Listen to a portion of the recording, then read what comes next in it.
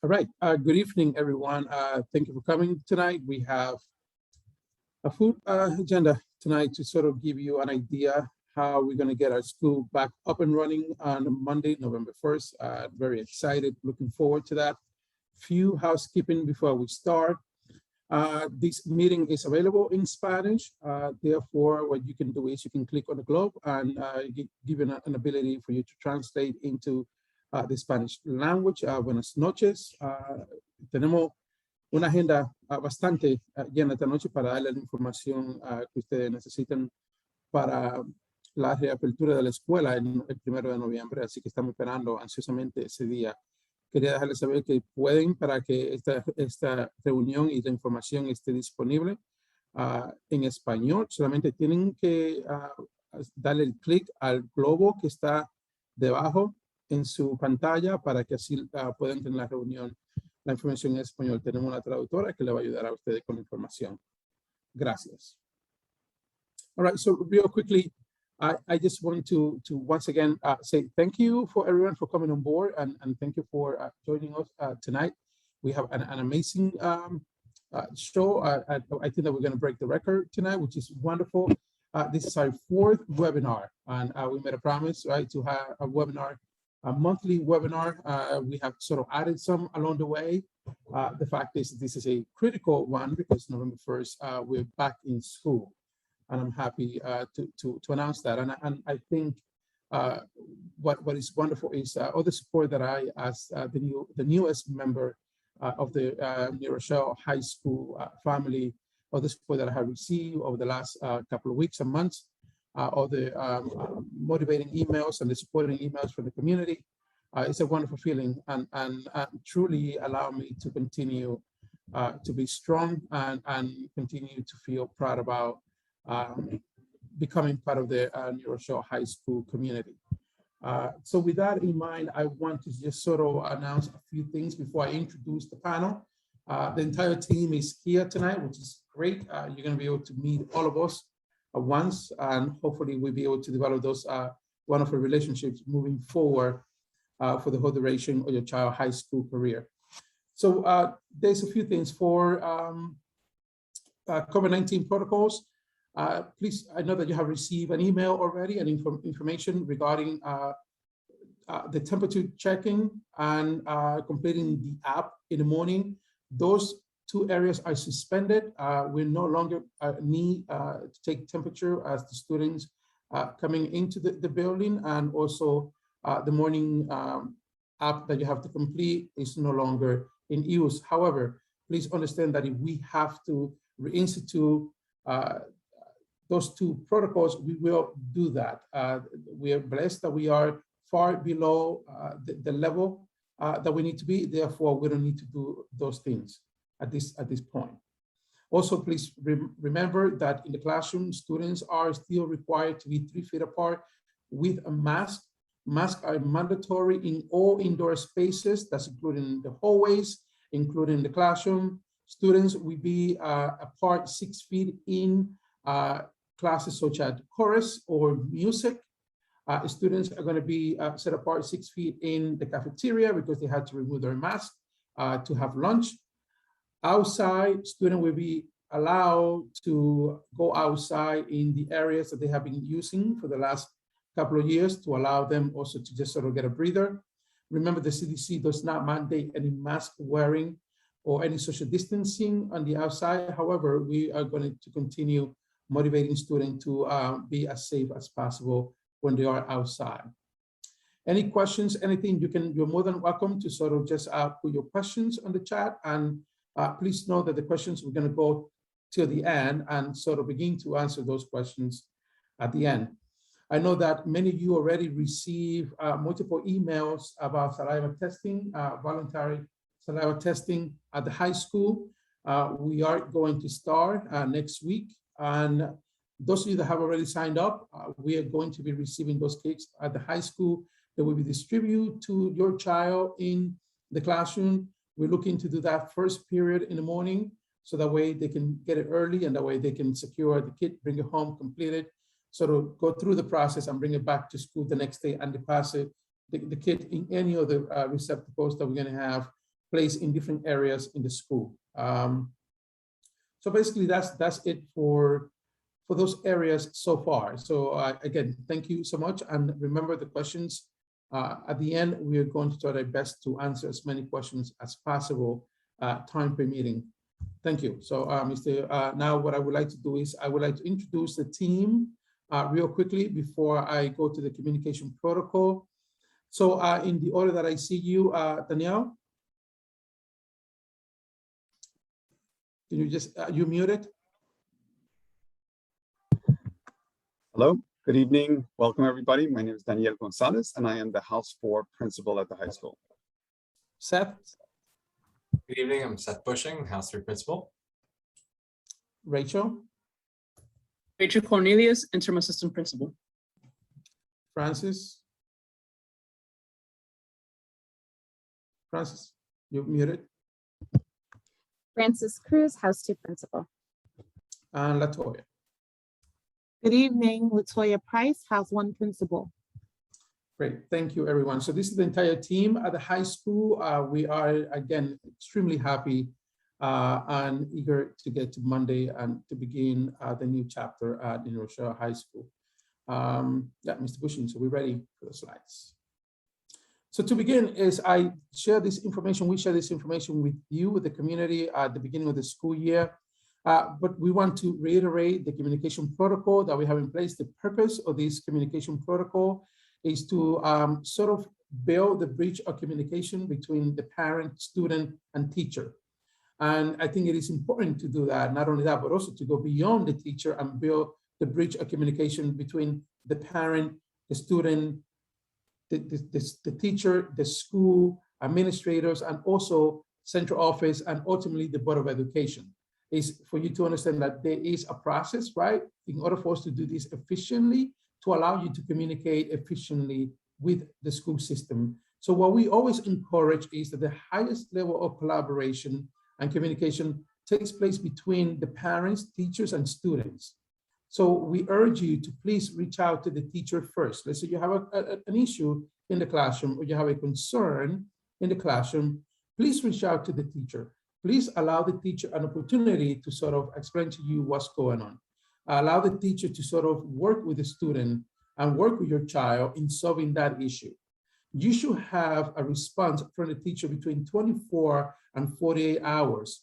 All right, so once you send that email to the teacher, the clock starts, right? We want to ensure that you get an answer as quickly as possible and as efficiently as possible from the teacher. In the event that you don't get a response from the teacher between 24 and 48 hours, please email the teacher again. All right, so try again to see if it works. If it doesn't work at that point, what we want you to do is to please contact the department administrator or the department chair. We're going to be, all that information is on our website. We're working on our website. It's getting better and better every day. All that information is there. We're going to be sharing that information clearly as to who the department chairs are, their email address, their phone numbers. Right away, once you feel that you're not getting anywhere in touching base with the teacher, please contact the department chair. Right? If that situation is not resolved, your issue is not resolved at the level of the department chair, please reach out to the house principal. All right? The house principal will continue to work with you, and we work with the house, with the department chair, and we work with the teacher in trying to solve the problem and find a resolution to your concern. If, again, your concern hasn't been resolved at that point, now the recommendation is for you to reach out to the assistant principal and the principal, right? So we're going to work together to try to find a solution to your problem. But it's allowing ourselves an opportunity and allowing you an opportunity to sort of establish the concern and sort of go through the chain of command, because that way no one is going to be left out of the loop at that point. However, if you are not satisfied with the outcome of what was done at the level of the assistant principal or the principal, you do have the right to contact central office. You can direct your phone call to the superintendent and speak to the superintendent about what is transpiring and why it hasn't been resolved, right? And the last step is the Board of Education. That doesn't go beyond that point, right? Our goal is to ensure that all of your concerns are resolved at the teacher's level in the classroom. All right, and that's the goal of this communication protocol. Because if you have an issue with a teacher and a classroom and you go directly to the principal, we have skipped multiple people that could have solved that issue, including the teacher. So it's about respect. I myself, when I was a classroom teacher, I always appreciated when parents came to me directly with a concern. Because it's about respect, it's about giving an opportunity to get to know the parent better, to get to know the student better. Now, if the issue that you're having with your child is a social emotional issue, please reach out to the school counselor directly. All right, so you want to work with the school counselor directly because the school counselor is going to be able to sort of give you ideas where to go, whether you should go to the social worker or you should go to the psychologist, right? And they're going to direct you and help you in getting the resources that you need. So at the same time, if that issue continues to persist and you're not getting the help that you need, you don't get some sort of outreach between 24 and 48 hours, please try again. Otherwise, follow the protocol of contacting the house principals, the assistant principals, or the principal, central office, and ultimately, of course, the Board of Education. So I urge you to please follow this protocol with the highest of fidelity, because it would simply make things more efficient. It would empower your child to self-advocacy. It would empower the teacher to work with you, and we all going to get to know each other better. And I really want to thank you in advance for your collaboration with this request.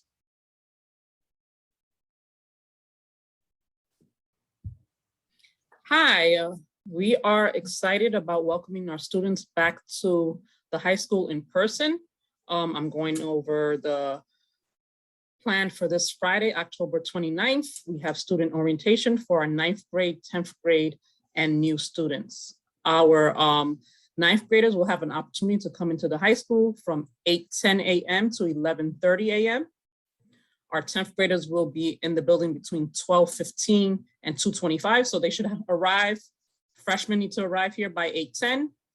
10th graders need to arrive here by 12:15. For our juniors, we would like our juniors here by 2:30, and we have a special event for them between 2:30 and 4:30. We are having a costume party for our juniors.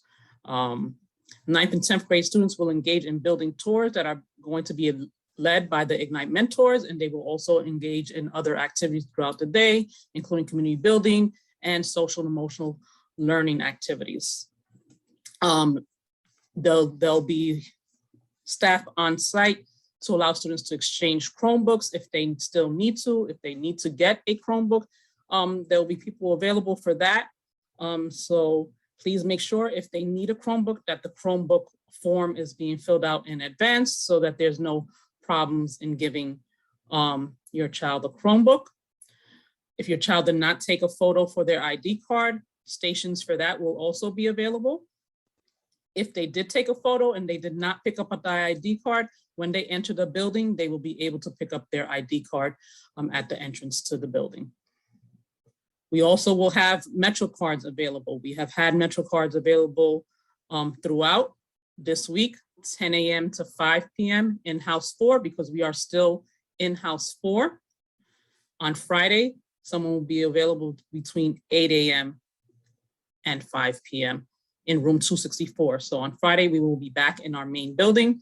As your students participate in the orientations, they will have an opportunity if they need to pick up a Metro card. There was an issue with the RevTrack system over the weekend. That issue has been resolved, so you should be able to log on to the system and it will reflect the prorated rate of $69 for the remaining 3 months. If you have already purchased a Metro card for the total of $115, that Metro card will be valid through the end of March.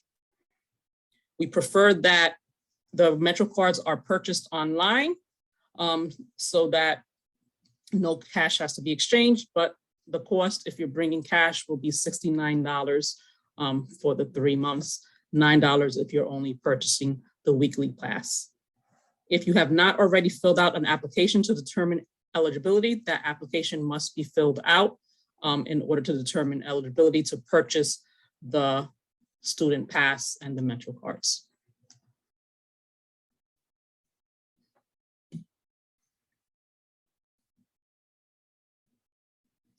So for November 1st is the first day that we're expecting in-person student. There will be in-person instruction for all students. So we are expecting all students 9th through 12th graders to arrive to New Rochelle High School on time by 8:10 a.m. Everyone should be in school. They should report to their first period class and they're going to follow their regular schedule. We are expecting that students bring their Chromebooks on a daily basis because teachers will still be engaging in activities where they will require students to engage on the Chromebook and collaborate. Chromebooks are recommended. Cell phones are not acceptable alternatives. So this is a one-to-one district. Every student is entitled to receive a Chromebook from the district. So if your child did not receive one, please sign up for one for them to receive it. Students are able to use their own devices, but in that case, our technicians in the school building cannot help a student that has a tech issue with their own personal device. So that's why we advise that they use Chromebooks. Students are expected to arrive on time to each class. They're going to follow their schedule. There'll be plenty of staff available to help them navigate the school building.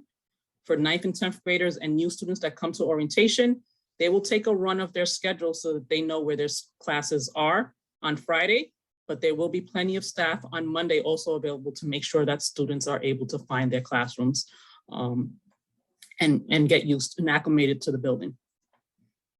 We will not be assigning lockers this year for the social distancing concerns. When students have lockers, they tend to congregate around lockers, so we will not be distributing lockers this year. So please have your child plan accordingly. They will have to carry their coats throughout the day and jackets.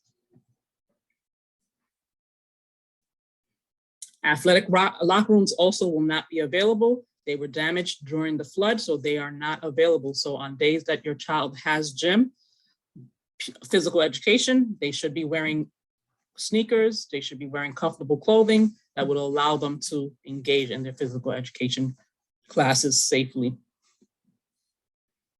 Any question about Huguenot Academy? They will be hosting an additional webinar for Huguenot Academy families and students.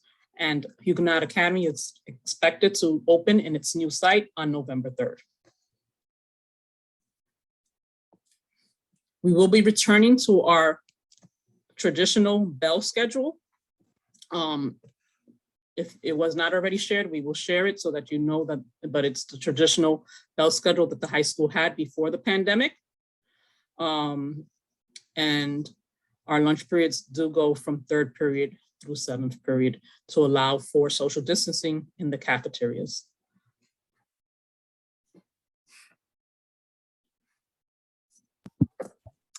Hello again. So here I'll be discussing instruction.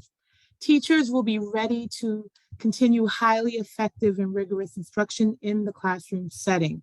They are equipped to provide an engaging learning experience that will allow students to make up work and stay engaged in the learning process and reacclimate to the classroom and classroom norms. Restorative practice strategies will become a part of the New Rochelle High School classroom. Marking period 1 ends on November 12th. Please advise your children to speak with their teachers regarding any necessary makeup work as soon as possible. Google Classroom and Zoom. Teachers will continue to use Google Classroom to post course information, resources, and class assignments. If a student is quarantined, their teachers will provide them with Zoom links so that they can participate remotely while the class is meeting in person. This is only available for students absent due to quarantine. Teachers will, and let me just back up and clarify, as far as instruction, they will continue to use Google Classroom and Zoom. And the Zoom will specifically be for kids who are home due to quarantine.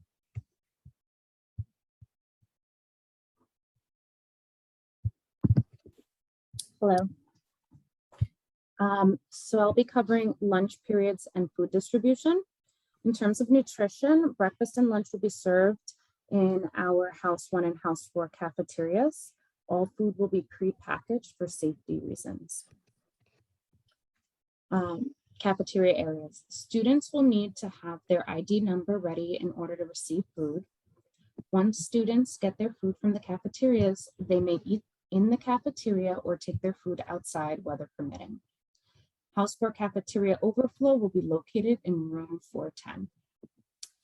Social distancing will be observed during the lunch periods. The cafeterias are set up with single student desks spaced at least 6 feet apart.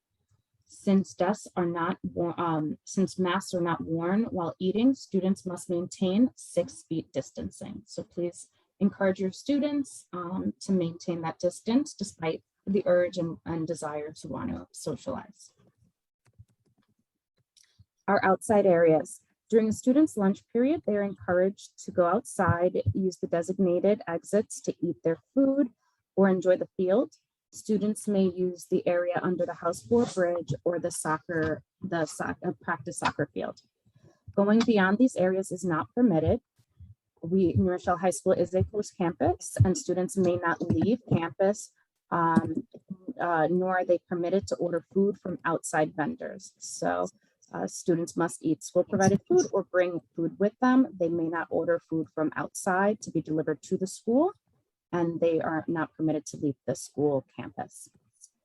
Students may not consume any food or beverages in their classrooms. In order to maintain 3 feet of distancing in the classrooms, students must keep their masks on at all times inside the classrooms.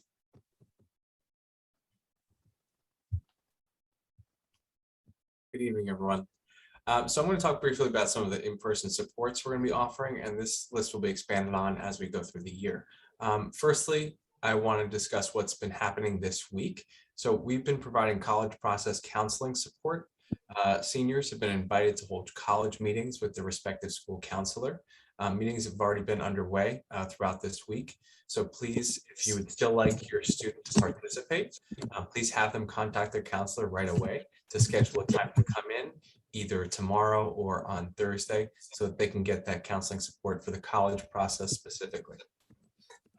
Next, I'd like to talk about extra help. Extra help will continue to be offered twice a week. Please note that we no longer have brain breaks built into the schedule. So previously during virtual learning, sometimes extra help was being offered during a brain break. That no longer exists anymore. So all extra help schedules will allow for students to receive extra help either during a lunch period or after school. Those schedules are posted by the teachers on Google Classroom. Lastly, for this slide, support. So just remember that our school counselors and our clinical staff are ready to provide students with exceptional academic and emotional support. While we absolutely do want to get in touch with you and our students, please, just for distancing reasons and to help manage the flow of traffic in the house offices and in the counselor's actual offices, please make sure that if you want to speak with a counselor, to email them in advance, just so they can schedule an appointment and they can really devote their time to speaking with you one-on-one. Please don't just show up at the house office and expect to see a counselor right away. We really do need to stick very carefully to schedules, both to keep distancing in mind and to make sure that everybody gets their deserved time.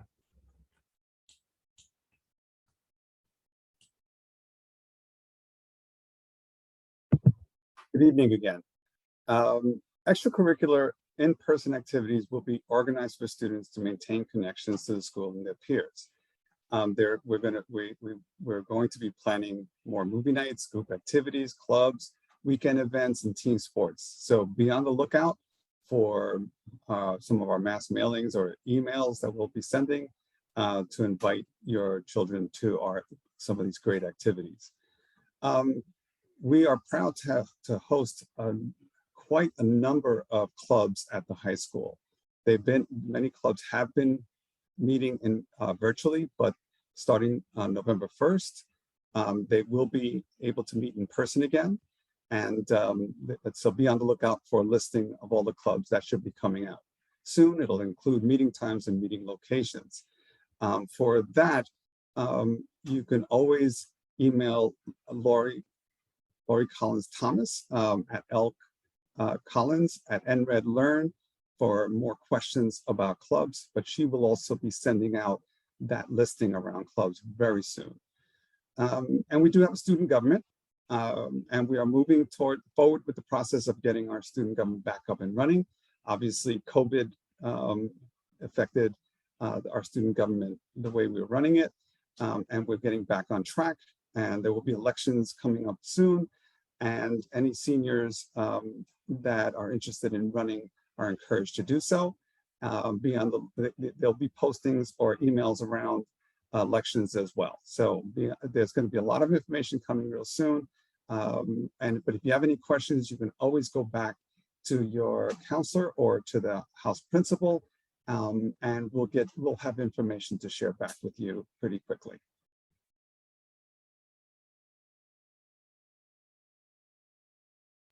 All right, so that's sort of all the information that we have, and we wanted to sort of go through the information as much as. Can I jump in just for one moment? Yeah, go ahead. Yeah. There's some questions about the saliva testing.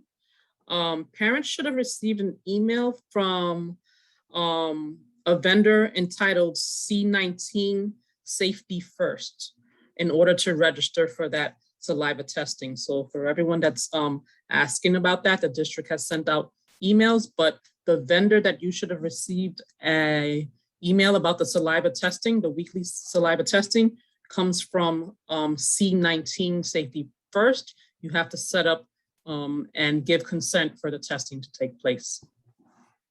Thank you, Rachel. Yeah, so we know, and that's not a spam, and a lot of parents have been calling us saying, can I sign up for this? Is this a scam or something? No, it's not, it's real. And that's just the title of the email. But I just wanted to thank everyone on the panel. And I sort of wanted to end with a quote, because I mean, this is sort of where we are, right? So it's like motivation is what really gets you started. That's what gets you going at the beginning, but the habit is what keeps you going, right? So it's easy to get there, but to maintain, that's what is the difficult. So my urgency, as you heard, and the urgency that we have is we're expecting you to be in school, we're expecting you to be on time, we're expecting you to get to class on time, we're expecting you to get into that habit, we're expecting you to get involved in your school, we're expecting you to become part of different clubs and different activities. We're expecting you to collaborate with each other, collaborate with your teacher, and sort of build this community of learners. And it's critical for us to do that. And it's going to be much easier to get there, but to maintain it, to keep it, that's what the real challenge is going to be. So I urge the students and the parents, please consistently repeat that to your student, remind them that they are part of a larger community at the high school, and that everything they do really affects everyone, not only them, but everyone else as well. So we want them to be aware of that.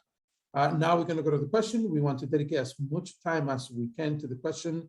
We already have multiple questions. So Mr. Bushing, are you going to pull up the questions, and so we can go sort of through them one by one? Sure, let's you just click on your Q&A panel, so it popped up on your screen there. And so for any attendee who's not familiar with the Q&A in a Zoom webinar, there is a little kind of speech bubble on the bottom of your screen that says Q&A, and you're able to submit questions by typing them in, and we will do our best to get to as many as possible. Some we may answer live, some we may try to just shoot you a little message or post a message publicly if it's something that doesn't contain personal information and is relevant to the wider audience. Dr. Artilis, I noticed that there were several questions connected to lockers and the fact that we won't be, students will not have locker assignments this year. So you may want to address those questions. There's a number of them clustered. Right. So basically, so again, and some of the orchestra instruments, right now, those instruments are being left in the Linda Kelly Theater. So the students will be able to come in and bring their instrument, and they will be space provided for them. That's a definite. Again, they have the option to also carry their instrument with them. But the music teacher and the band teacher and the orchestra teachers are going to allow the students to leave the instrument in certain locations, so that way they don't have to sort of be walking around with a big instrument throughout the school. So that will be provided. That's not a problem. Should we start from the top? There's a question on the top which says about the protocol for a child when a child is sick with the cold or the flu. Yes, keep your child home. I would suggest, my recommendation is, if to be safer, you should just definitely get at least a rapid test to ensure that there's nothing else in there. And the way it's another layer of protection for your child when that condition is happening.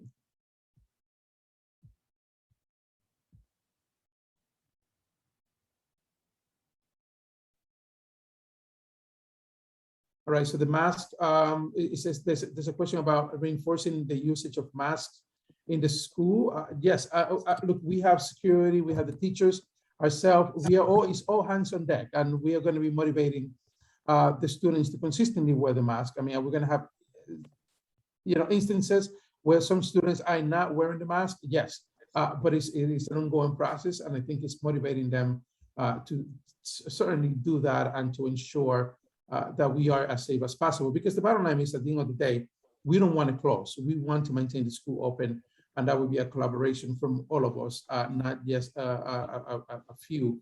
So we are going to be recommending that every office and classrooms, they're going to have spare masks available. So the way if a student, for whatever reason, a mask is broken or damaged, they'll be able to get a replacement.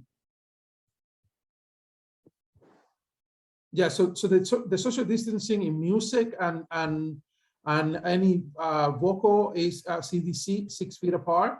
That's what we're following.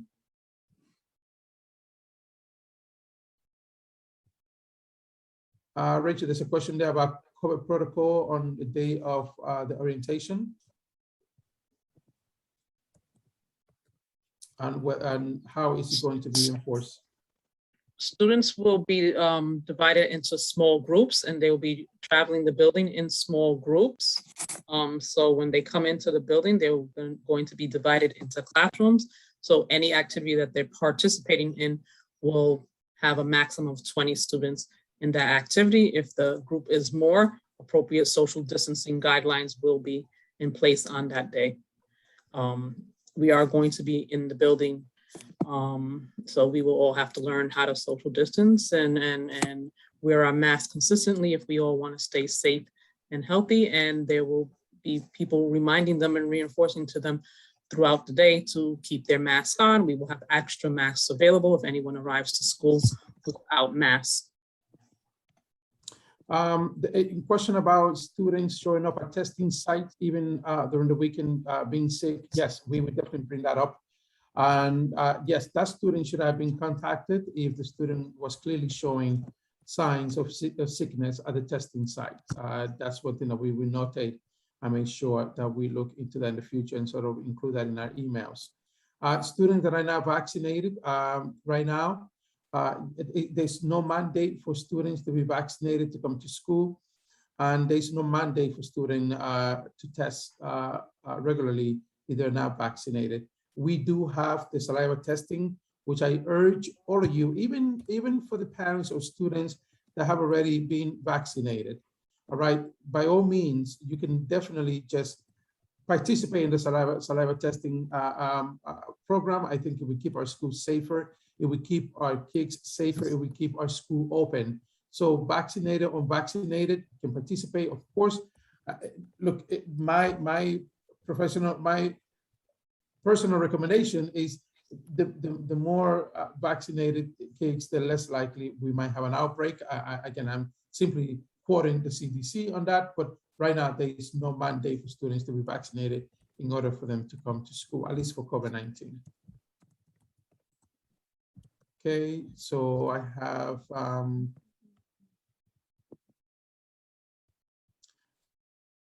Rachel, there's a question there whether the A-Ride Metro card is also going to be available.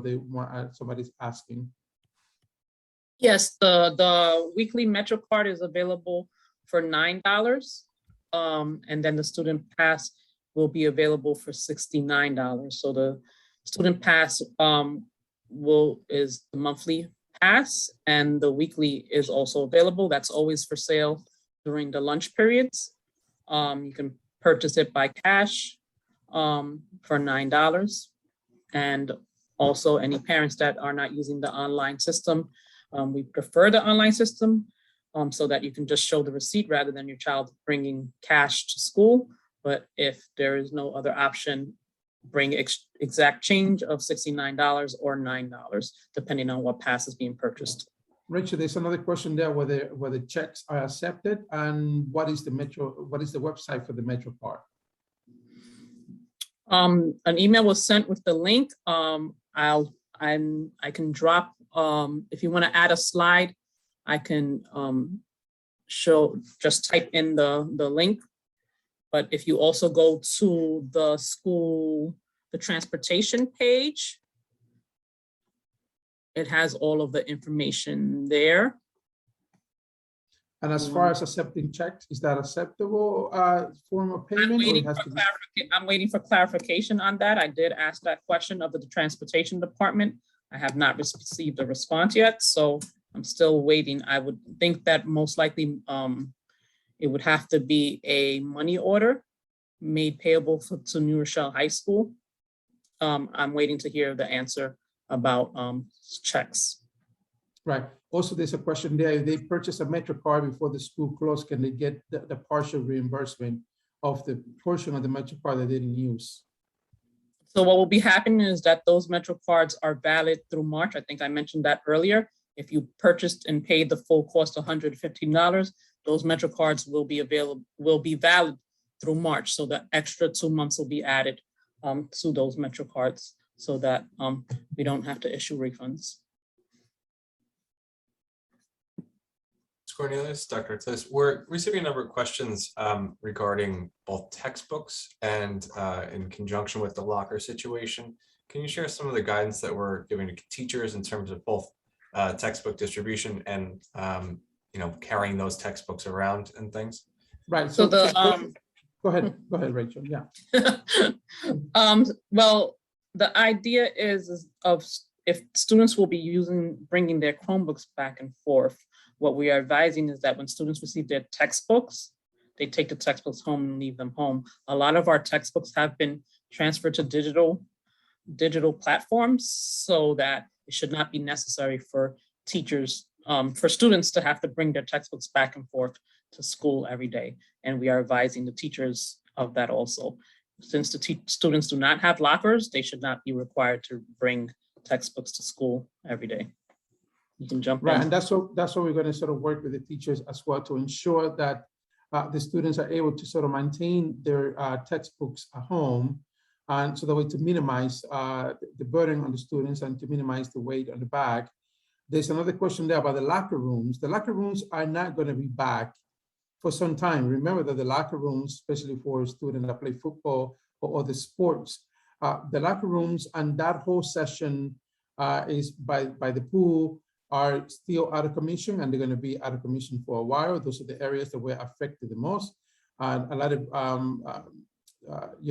machinery needs to be replaced in those areas for the HVAC system. Therefore, so the locker room is not going to be available. And I know that Mr. Young is working on multiple alternatives. We are going to keep you posted on the alternatives for the equipment for the football players or any athletes that in the past needed to use the locker room. Remember, the weight room is still not available, and it will not be available for a while longer. And the wrestling room also will not be available for a while longer, because those were the areas that were the most affected because of the proximity to the pool and the contaminants of the waters in there. I can see that there's a parent here that said that some of the middle school lockers were distributed at some of our middle schools. I would definitely bring it up at the district level, and look, I can certainly advocate for you. You're asking for the lockers usage to be reconsidered.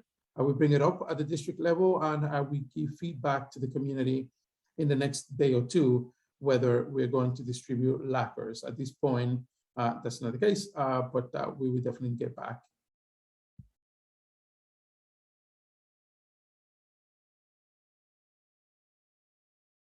Right, so for PE, physical education, once again, what we asking the student is, and please remind your child, right, to please come ready those days that they have PE. Wear sneakers and comfortable clothing, if possible.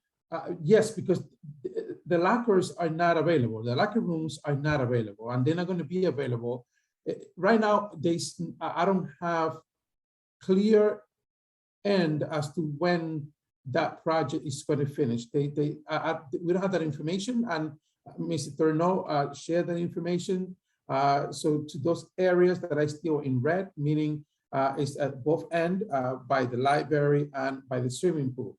So the locker rooms are not going to be available. Students, they're not going to be able to go into the locker room and change.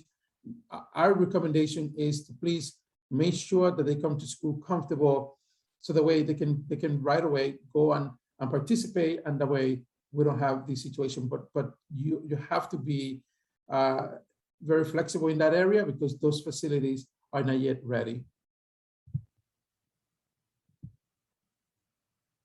Excuse me, Mr. Bushing, can you please display the bell schedule? A few parents are asking to see the bell schedule while they're listening to the questions.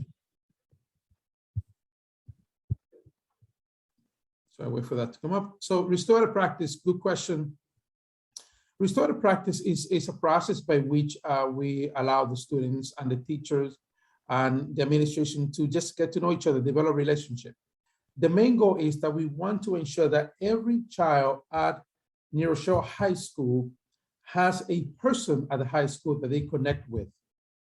It's able that child will be able to sort of come in and say, you know what, if I'm feeling any given way one day, I know that there's a person that I can go to. It's about building those relationships. So restorative practice is going to help us build those relationships, and it's going to help us get to know our students better, and for our students to get to know us better. Okay. Anything else? Engineering club. I believe there is an engineering club, right, Rachel? We have a robotics club. I am not aware of an engineering club. We do have a robotics club. Yeah, I mean, I have to say that when I first went through the interview process at New Rochelle High School, I was impressed with the number of clubs, the more than 66 clubs and co-curricular activities. There's so many. It's one of the richest lists of clubs and curriculars that I ever seen. So there's something for everyone. It might not be specific an engineering club, but I know there's a robotics club. There are other clubs that the student can join. Of course, there's science Olympiads. So there are many, many opportunities. So there's something for everyone when it comes to clubs and co-curricular activities at New Rochelle High School.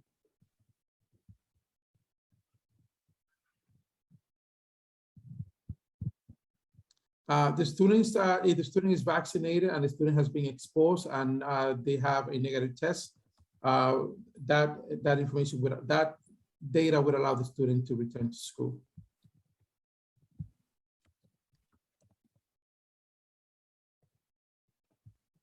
Okay. So again, yes, for physical education, the students, their bags, they're going to bring it with them, put them in on the side on the gymnasium floor. I think it's going to be an open site. I think their belongings will be safe at that point in there. So it's important for them to know that that's will be one of the sort of expectation that will be in place, because those areas are not going to be available in the near future. So extra help, Rachel, I believe that extra help is not only during the school hours, but also teachers will post a schedule of extra help for after school, correct? That is correct. They're not necessarily just during lunch periods. Teachers do provide extra help after school, and a schedule is usually provided for that. I just wanted to add to that there are some teachers that do come in early and have somewhat of an AM extra help session. So the thing to do is I encourage teachers and students to reach out to their teachers to ask for when they are providing the extra help and if there are special circumstances, because I saw that somebody was asking what if their child does not have the same lunch as their teacher and they're in a sports activity. So I would encourage them to try to make arrangements with a specific teacher. And teachers are great about supporting our students, their students. So many times arrangements are made.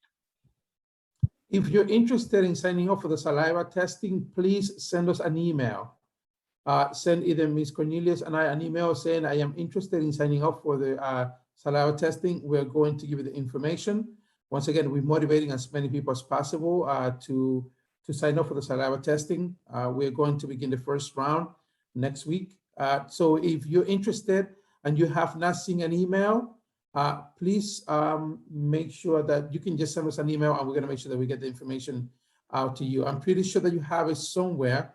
Maybe it went to spam or anything like that, but we'll send you that email. Copy of schedule. Rachel, do students need to bring a copy of their schedule on Friday? What they really need to know is, if they just wrote down on a piece of paper or took a picture of they just need to know what rooms they're in. They're not gonna actually go through their schedule and meet their teachers. They're just gonna follow their schedule in 5-minute increments to find their classrooms. And that will happen after they've already been through a tour of the building. So it's kind of going to be at a certain point before they leave the building for the day. We're gonna send them off and tell them, go to your period 1 class, give them a couple of minutes to get there, go to your period 2, your period 3, etc. And they're gonna go through their schedule so that they are familiar with the building, familiar with where their classrooms are. So I will be sending them a worksheet to fill out so that they can have period 1, 2, just the room numbers for where they should be going. They should also, if they have the swipe app on their phones, they will also have access to their schedules. So if they have their schedule and want to print it and bring it with them, that's fine. If they just want to write down what rooms they're gonna have to go to, that's also acceptable. They need their ID cards. They will need their ID cards to swipe into the building. If they don't have their ID cards, there is the K-12 swipe app, but any students that didn't pick up their ID cards, we do have them available for pickup. If a student did not take a picture, did not send in the picture, we will have staff on site to take those pictures. Right, yeah, Rachel, so there's also some questions about the bus schedule. The bus schedule, Seth, if you can show the last page, I just added a slide. On the transportation page is the bus schedule. I don't know it off the top of my head. There is a bus schedule. Is there another extra page added there? If you go to for those of you that are asking in orange, that is the website that you will go to purchase the Metro card, the student pass. And then if you go to the transportation page, on that page towards the bottom is the bus schedule, but we will be sending another reminder email, and I will include and attach the actual transportation, the bus line schedule, so that you have that to refer to. But if you want it to look at it tonight or look at it before Friday, the schedule is on that transportation page of the city school district. Right, so remember that the 29th is an asynchronous day for the majority of the students in the school district. Well, for all students in the school district, except certain programs that will not be asynchronous that day. We have already communicated with the families for those specific programs that will not be asynchronous. The rest of the district will be asynchronous. Yes, so your child is an Ignite mentor. They will be in the building on the 29th as a volunteer. So they will spend a good time of the day. I think that they should be home by 2 p.m. That's when I believe the last session and the PM session, Rachel, for the 10th graders, and at 1:30 or 2 p.m. For the orientation on Friday. It goes from 12:15 to 2:25. Right, And so parents should have received an email with that schedule. If you're not receiving emails from us, please feel free to email me so that we can make sure that our school messenger system is updated, but the emails with the schedules did go out. The ninth graders are expected to be in the building by 8:10. Their orientation will be over at 11:30. And for the 10th graders and new students, they should be in the building by 12:15, and their orientation will be over at 2:25. There will be a grab and go lunch available for the freshman students at the end of the orientation. All right, so thank you for that. So the buses, I think the busing begins on Monday, correct? Since it is the first day of school, not Friday night. Right, on Friday, they would be on the regular buses Yeah. that are available. Right, football equipment, we're going, again, once again, I'm going to touch base with Mr. Young. I'm sure there's a plan for the students to drop it in any given location, or storage will be allowed at least outside under the bridge in House 4. I know that they do use storage out there as well. It would not be an issue.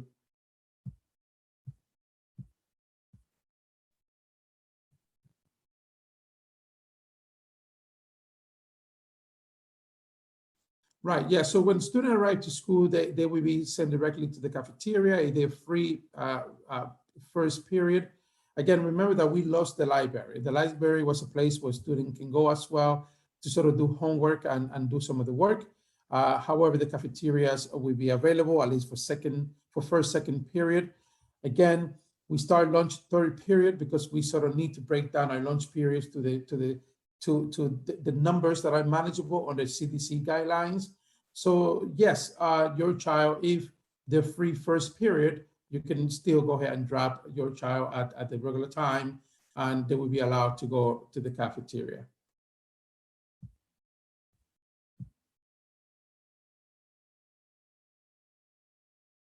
The Saliva Testing kit company is the C19, right, Rachel? It comes up as C19 on your email.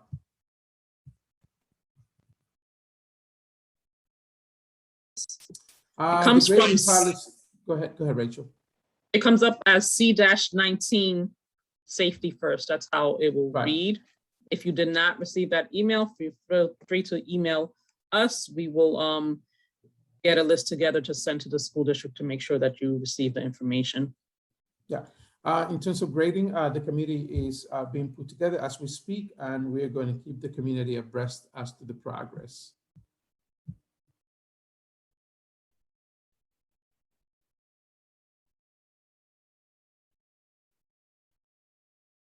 This is a good question here, and this is more for the panel. I mean, maybe you guys can give some light. It says, why can students stay in the building during ninth period so they can study? It is difficult for them to have to leave the building during ninth period if they talk to a teacher and then they have to wait for the late bus. So what is the complication in students not being able to stay back ninth period? There shouldn't really be any real barriers to that, because if they do have to meet with a teacher, most teachers are here after school. So what they can do is make an appointment, or ask that teacher if they're available, or any number of their teachers. They can also ask to sit in spaces, because most of our teachers are here way beyond ninth period. So that shouldn't be a problem for the most part. There are questions about students that are sick at home. Remember that all the work is posted on the Google Classroom, so your child is going to be able to continue following and completing the assignments that I posted by the teacher on the Google Classroom. If the sickness is extended, you need to reach out to us, because then at that point, and especially if it is a COVID-19 related situation, then the student, we have to log in remotely for the days that are necessary. There are a few questions about free breakfast and lunch. I know that free lunch is still being offered. Is that the same for breakfast as well? Yes. Okay, so yes, we do have free breakfast and lunch for the time being. Students, Yes, they must swipe their food, so they still need to have an ID and check themselves in and out of lunch. But it's That's the same they will for not be breakfast? charged. Is that the same for breakfast as far as swiping in? At the register, yeah. Yes. And what So- time is, oh, sorry, there was another ahead. couple of questions about what time breakfast starts.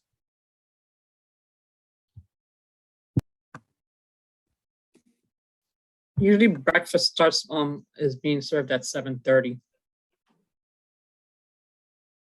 Any specific location, Rachel? Which of the three cafeterias? House 1 cafeteria. House one is where, sorry. Okay, thank you.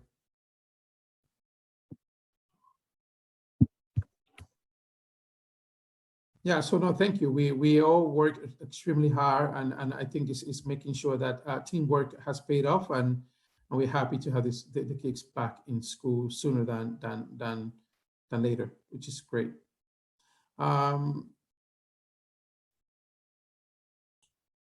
One thing, I was just answering a question regarding printed schedules. One thing that we strongly advise, and this is not just for the beginning of the year, this remains throughout the year, is that every student please always have readily accessible a copy of their schedule. At any time they might need it, or someone might request to see it if they're trying to go somewhere at a particular time. So best guidance, if your child does have a portable cell device, please save a copy of it, just screenshot it on their phone so they can show it to anyone in case we need to see a schedule. They can also get a paper copy. Again, we really strongly advise having a digital copy saved so they always have it. But a paper copy can be obtained at the house office if necessary.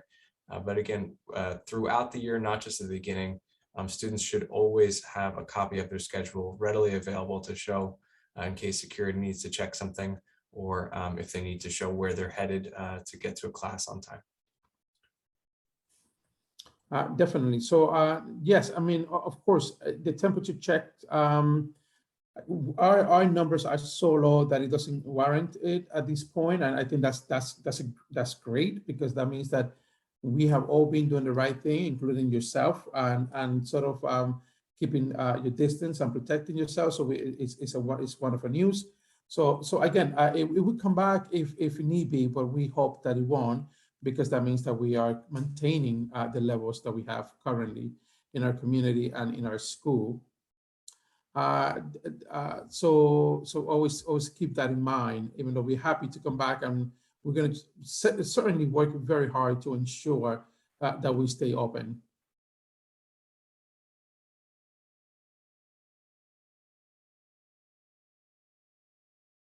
Again, for the instruments, I would definitely have a conversation tomorrow with Mr.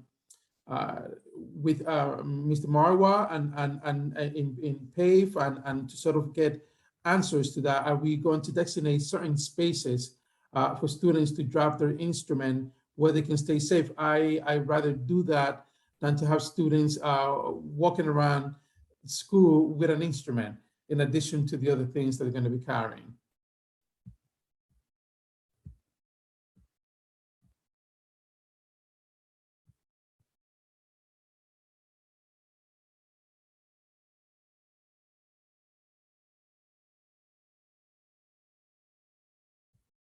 Right. So once again, we're going to look into the instrument situation for the students and the locker issue. Once again, we're going to sort of bring that up and see whether there is an alternative to the no locker, and we will be more than happy to look into that issue and see how at the high school we can achieve that process. If I may speak on that, in the past, what has been done, many students make arrangements with their teacher, their music teacher, and they stop in first before the start of their first period classes, if it's not a paid class, and they leave it with their teachers. So that we've been accommodating with that. Right. I mean, because there were no lockers for some time when the student came back on their hybrid schedule. So right. They certainly follow that protocol. So I think that we have that covered, and I think we're going to be okay. Rachel, there's another question about the weekly Metro cards. If it is purchased that week, is it only good for that week or 7 days? I believe it's a regular Metro card that has 8 swipes on it. So at the end of the 8 swipes, it won't be available anymore. So it's a regular Metro card that has 8 travels on it. Right. It has So, yeah, thank you. So the class ratios in each classroom varies by subject and by level. It can be from a 12-to-1 to a 27-to-1. So it depends. It just depends. But one thing that I have to say is that as the new principal at NRHS High School, I am highly impressed with the low numbers across the board in classroom, which is wonderful that the school has been able to do that. And we're hoping to maintain that level in the classrooms. If I can answer a question, I've been noticing a couple of questions about lanyards for your ID cards, ID pictures. Please ask when you come in at with our security officers.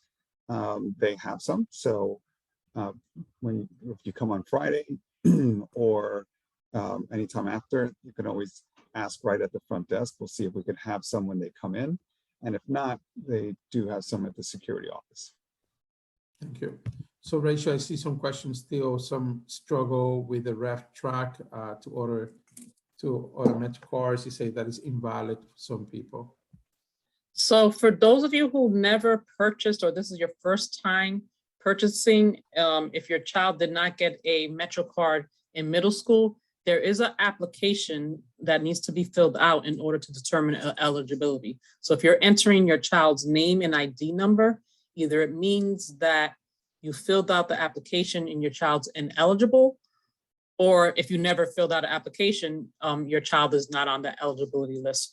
So I will also share that application. The application has to be submitted to the transportation department, and then they put your child on the eligibility list if they are eligible.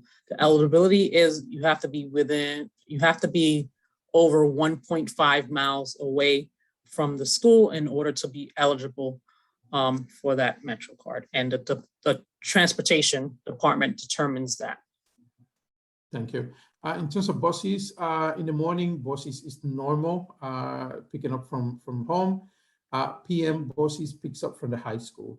AM buses drop back at the high school, and PM buses picks up from the high school. In terms of this, it's a great question here. Yeah, this is a great question. And as you say that around the country, we see middle and high school students struggling, right, to come back. We have worked tremendously to do trauma-informed training for our security guard, for ourselves, the restorative practice measures that we're going to be putting in place, working with our clinical staff and our school counselors, all working together, and it's all hands on deck. We do understand all the conflicts, all the issues that have taken place around the country, right? And many of those schools are lucky in the sense that even though they struggle at the beginning, they have already sort of gone through that phase, and now things are sort of where they're supposed to be. Here at NRHS High School, we're going to begin that phase November 1st. But I am confident that we're going to be able to work hard and diligently and fast to ensure that we can sort of get through that phase as soon as we can. And we will be out and about, and sort of security as well. We have gotten tremendous amount of support from our superintendent, our Board of Education, when it comes to that. They have been incredibly supportive and giving us sort of all we need in order for us to ensure that the reentry plan at NRHS High School is where it's supposed to be. So I really want to take this opportunity to thank the Board of Education and the superintendent for the great support that we have received in these areas and others to ensure that our high school, even though we got to be realistic, every other high school and or secondary school in the country had some experiences with issues such as the TikTok challenge and other issues of students sort of readjusting to returning to school in person. I am confident that we are going to be able to weather the storm, and our kids are going to be looking forward to being in school. and they are going to collaborate with us to ensure that we stay open in a safe and healthy manner. Okay. E-textbooks. I love the digitized textbooks. I come from a school where the majority of our textbooks were digitized. So I'm looking forward to sort of begin that work also in Rochelle High School and begin to digitize as many textbooks as we can.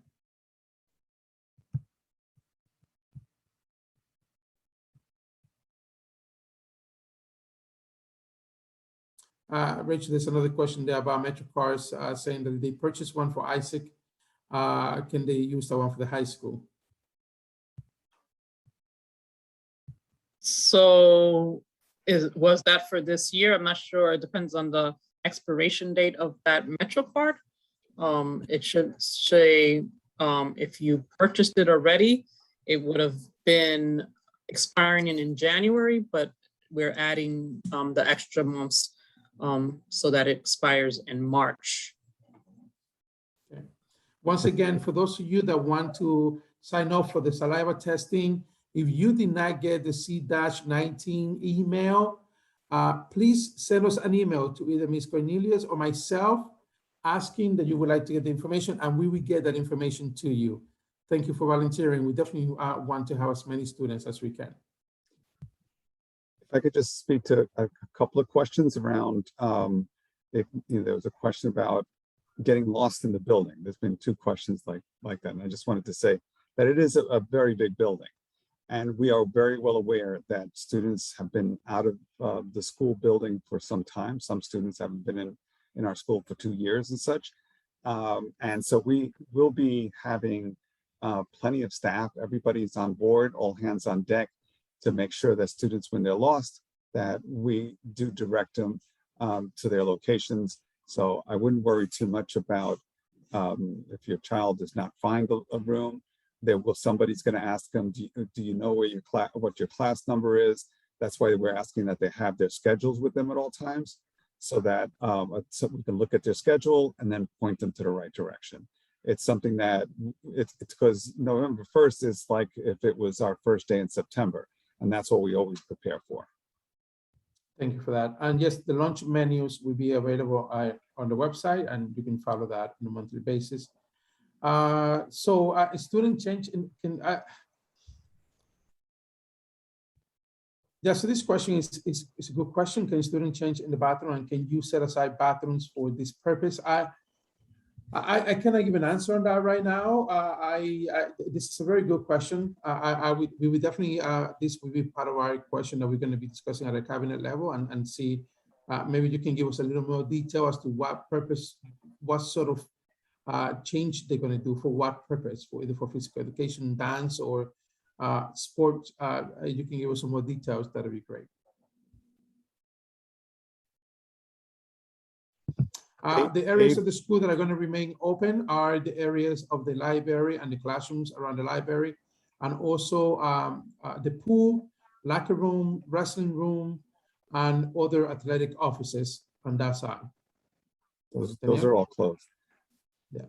I was going to, somebody asked a question about where do PAVE students enter the building? They normally enter by the house, not the house 4 entrance, but they enter through what's called our night school entrance, and they swipe there and they walk up and around the house 4 bridge and go to their classes. So on Monday, I'm going to try to find myself at that location to help direct students, and we'll have security around that they will help point them that way as well. Right. So once again, when it comes to the book bags and physical education, there will be, the students are going to be able to sort of place just as they did when they were hybrid, put their backpacks in the side. Athletics as well, we will be meeting with Mr. Young and identify spaces where the students are going to be able to leave their equipment.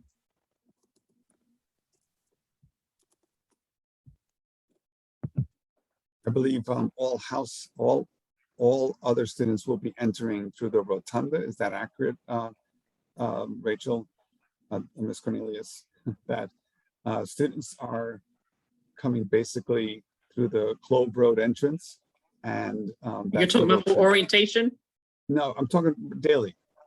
We're still going to have the Yeah, rotunda entrance as the The main entrance, rotunda right? entrance as the main entrance, yes.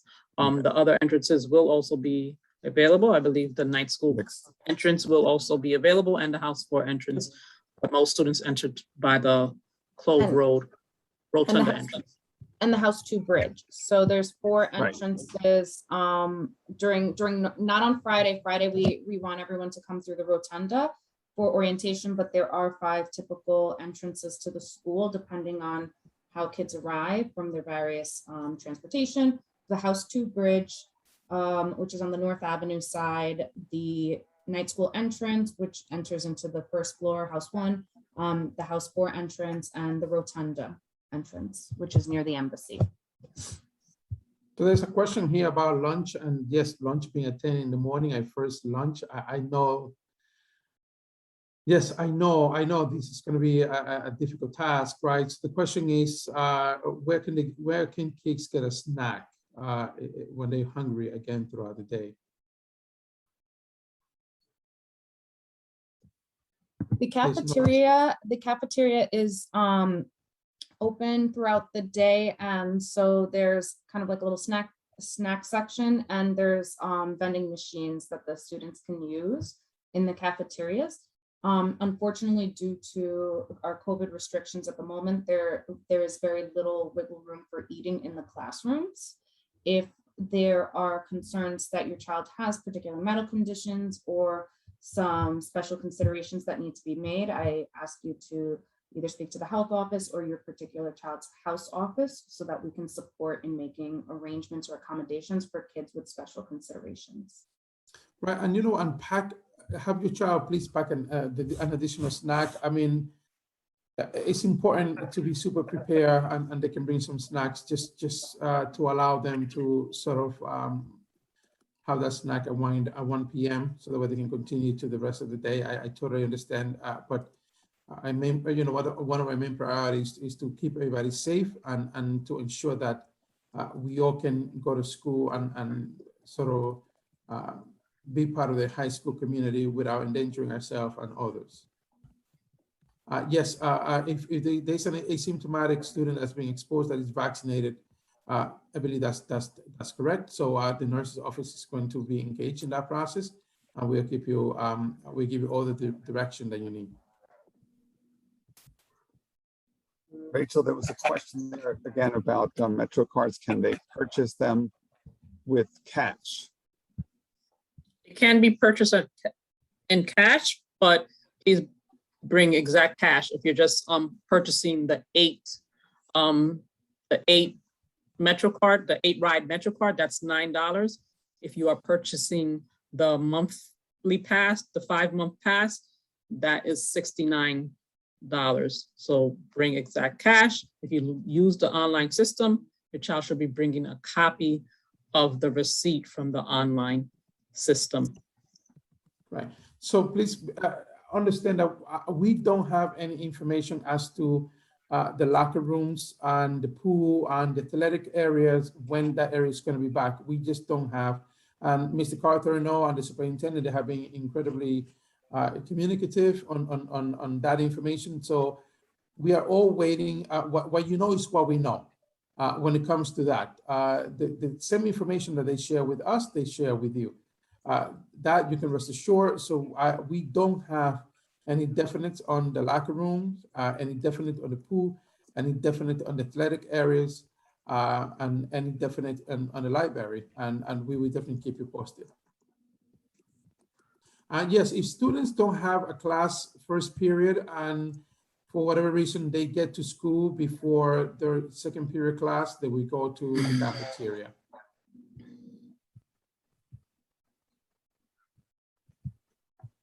We don't have any sort of idea when the locker room is going to be back in service.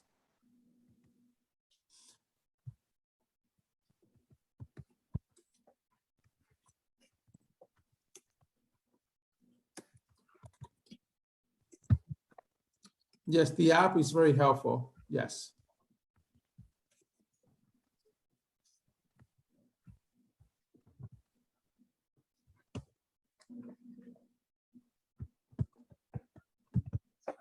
Rachel, there's a question in there where the parents are permitted to pick up bus passes in-house for while their child is in school, or does the child needs to be present with ID? No, the parents should be able to come. We have Ms. Torres there, and we also have one of our teachers there, 10 to 5 until Thursday, and then all day on Friday. We will have. But after November 1st, Rachel, right, this person is going to be in the main office, correct? Yes, after November 1st is just during lunch periods in room 264. Period 3 through period 7, 10 a.m. to 2 p.m. We have the MetroCard persons with the MetroCards. There's another question here. Are students able to stay in school until practice time? Practices usually start right after, as far as I know, about 3:15, 3:30 practices usually start, and our school day ends at 3:09 p.m. So there's not usually a large gap, I guess, unless a student doesn't have an 8th period class or something. Usually Usually arrangements are made with their coaches. Coaches usually tell them exactly what to do and where to wait until the practice is going to start. Okay, great. Can I just speak to this? Somebody wrote something about bullying, a very important question that asks, that their son is concerned about it and how do we handle it?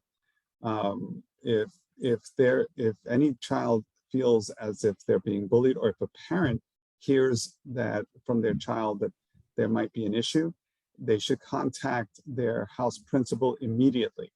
A full investigation will take place, and based on the investigation, a determination will be made about what the next steps are. But it is addressed immediately and very concisely to the point where everybody's notified about what has happened and all those involved.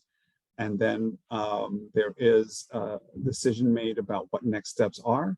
And then all parents that have children involved in the case will be notified as to that as well.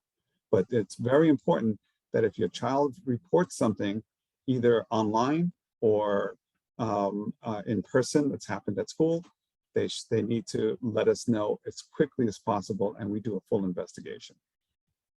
Please know that, yeah, thank you, Danielle, and there's a good question. There's a lot of students that haven't been in school in 2 years. On Monday, they want to arrive a little bit early. Class start 8:15, but they get up at 8 o'clock, at 7:55. That gives them a couple of minutes for them to sort of go in and check if they want to check. That would be totally okay. Seth, we're running out of time. We are now in an hour, 1 hour and a half. We promise to end in a reasonable time, not to keep everyone. But so do we go for another 7 minutes? I think we go for a couple more minutes. Yeah, pick out a few last questions. Just also as a reminder to a lot of our community members who are asking questions relating to individual students and their schedules. Again, the majority of our students who are not yet familiar with the procedures of the high school will get a lot of very detailed information in person on Friday when they come in for orientation. So a lot of questions about start times and things like that. Just to be clear about AM classes, if a student does not have an AM class, they do not need to be here for AM class. The student's first period of the day is the first period listed on their schedule. For the majority of students, that is first period.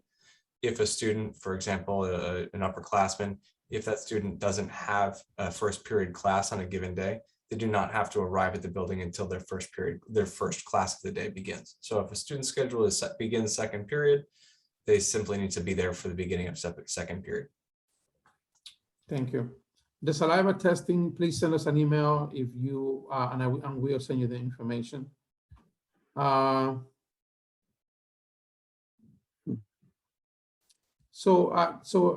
Basically, Rachel, there's a question here for new students that need address with the entrance names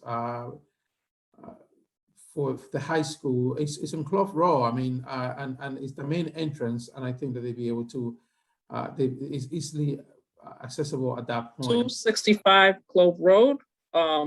It's right if you're coming down North Avenue, you're turning on Eastchester Road, you're coming up the hill, you're going to Clove Road, you're going to pass the staff entrance, you're going to pass the auditorium, and then you're going to see big black gates, and that is the entrance to the high school. That is the main entrance. For those of you asking about House 4, it's right off of North Avenue. You turn, depending on where you're coming from, either you're going to turn left on Braemar, that's where the tennis courts are, or you're going to turn right on Braemar Avenue. So you really can't miss it because you're going to pass, either you're going to see the tennis courts because you're coming south, or you're going to see the tennis courts first if you're going north. You're going to pass the lakes if you're coming north on North Avenue. And then, so the tennis courts is basically, if you see the tennis courts and you're turning there, that's where House 4 is if you're coming for PAVE. For those of you that are asking about PAVE, the PAVE entrance. If you're coming to school, you're using the main entrance. That's on Clove Road. And once you turn on Clove Road off Eastchester Road, that's really the easiest way to enter Clove Road is off of Eastchester Road. And you drive, you'll see the main entrance, which is usually called the Embassy. What we're calling the Rotunda. There's two entrances. The main entrance is Embassy, but our students enter through the Rotunda, which is right in front of the auditorium. And you'll see security, you'll see a bunch of staff, and you'll see students entering that way. We do have bilingual staff there to assist our newcomers and students that require assistance with English language. We do have security by the bus stops, and we do have security all around the campus, especially during dismissal.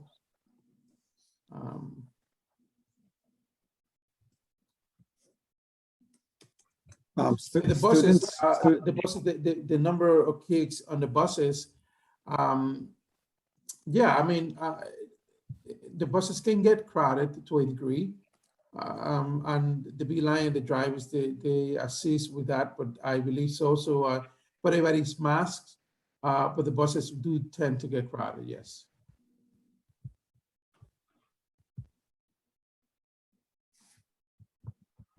Cell phone policy in school. So I think that's students should not be using their cell phone in the classroom unless directed by the teacher, right? There are times that the teachers are going to use that the cell phones might be better for certain classroom activity. So students should not be using their cell phone in the classroom. In the common areas, students are allowed to sort of listen to some music. If they want to listen to some music via headphones, it shouldn't be playing on, should not be playing in a speaker or anything like that. Sometimes we do recommend to the students to not to wear headphones or two headphones in the hallways, because then that way they're not going to be able to hear if we have a directive to exit the building. So if they were only one side, that would help. But the bottom line is that inappropriate use of cell phone in public spaces and the classroom is not allowed. There's a question here about phys ed classes. It is true that wrestling room, the pool and weight room are no longer part of accessible spaces for us. However, I know that our phys ed department is working on using other spaces, especially when it's inclement weather outside and they can't go outside. We are looking at every inch of space in the building to maximize, to follow the COVID regulations about spacing. So be aware that we know about that, and we're addressing that as, every day to put a plan together. So I know there's a couple of questions about students having the ability to have a snack in a safe manner. We have outside spaces that we're going to make available to students. We are preparing some of those outside spaces. Also, we're going to be placing some furniture in there. I'm proud to say that again, once again, for the support that have been given to me by Mr. Raymond in sort of getting that furniture prioritized.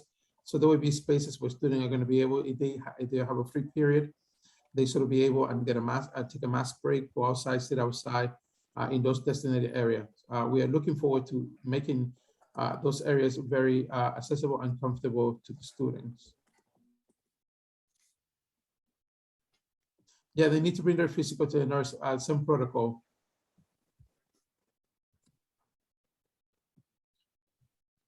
Okay, I'm just AM pointing out. buses, yeah, that question was answered.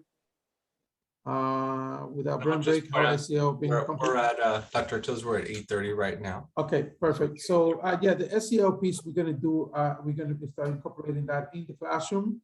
And we are going to be working with the teachers and our support staff to ensure that SEL is also part of the classroom environment. And I think that was the last question, right, Mr. Bushing? I think so. Yeah, it looks like most of the rest of them are being answered or answered. It's great. So, well, thank you. So it is 8:30. My gosh, thank you so much to the 375 viewers that came on board tonight. This is wonderful.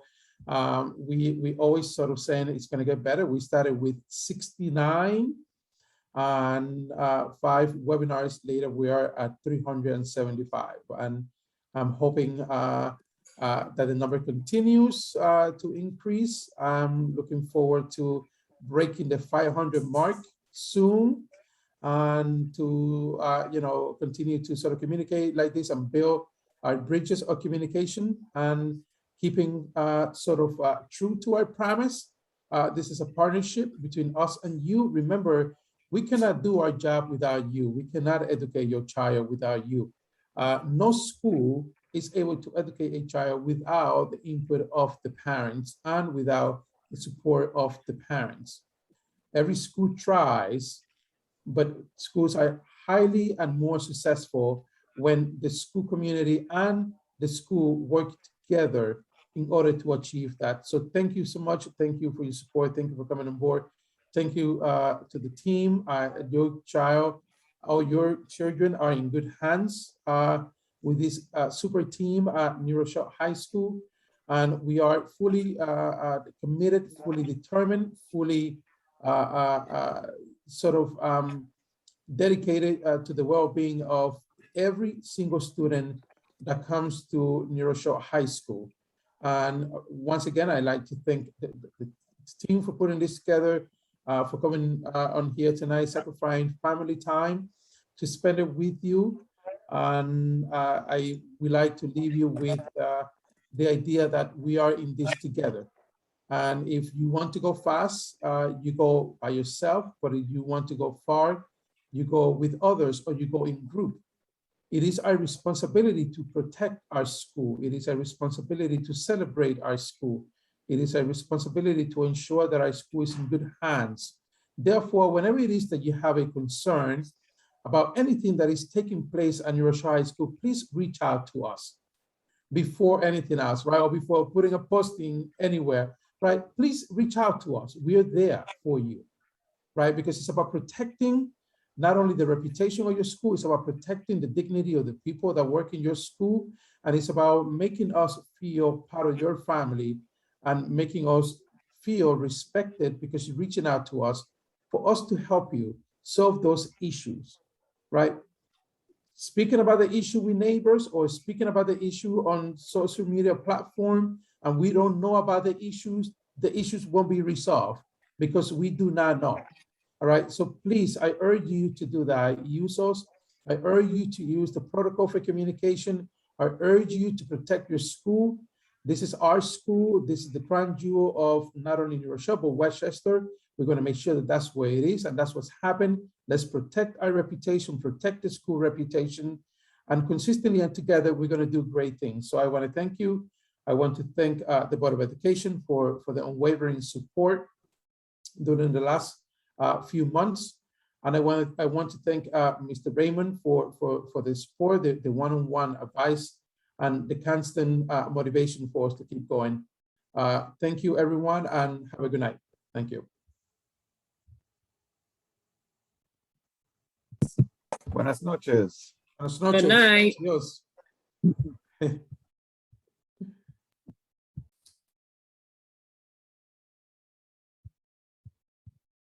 Can't get out. Y gracias.